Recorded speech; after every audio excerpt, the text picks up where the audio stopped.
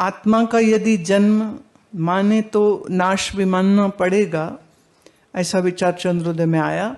और इससे पूर्व जन्म में आत्मा नहीं था, और अगर उसके कर्म भी नहीं थे तो इस जन्म में आत्मा बिना किसी कर्म के भोग कैसे प्राप्त करेगा।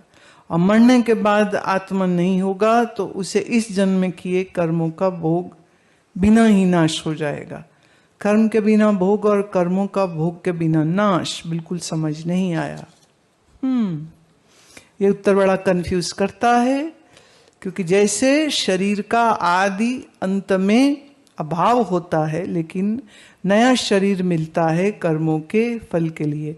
देखिए ये कुछ नहीं है, विचार चंद्रोदय में वो पूर्व पक्ष बन करके, माने वो विरोध में बोल रहे हैं, और फिर उस विरोध में बोले गई बात का उत्तर जो है, सिद्धांत क्या है वो दिया जाता है।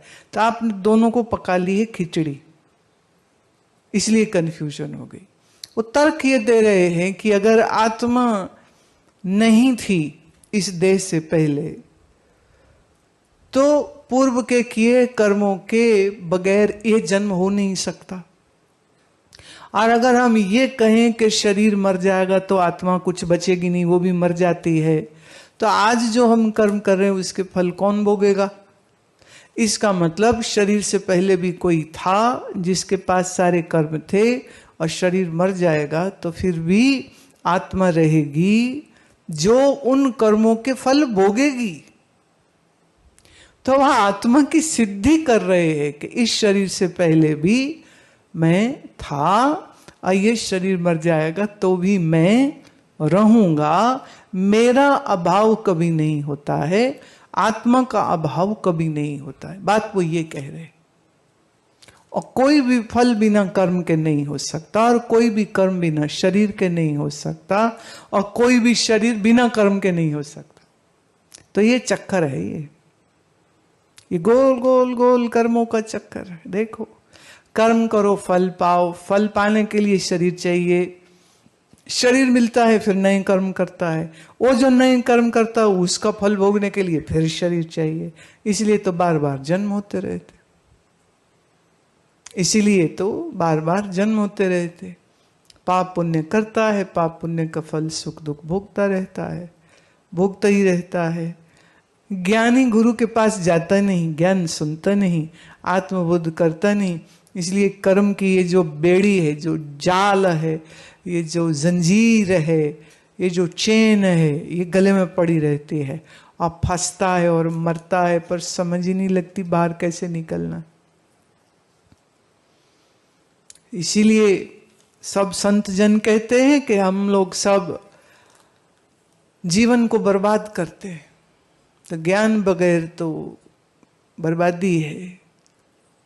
बड़े भाग मानुष तन पावा, सुर दुर्लभ सब ग्रंथन गावा, साधन धाम मोक्ष का द्वारा।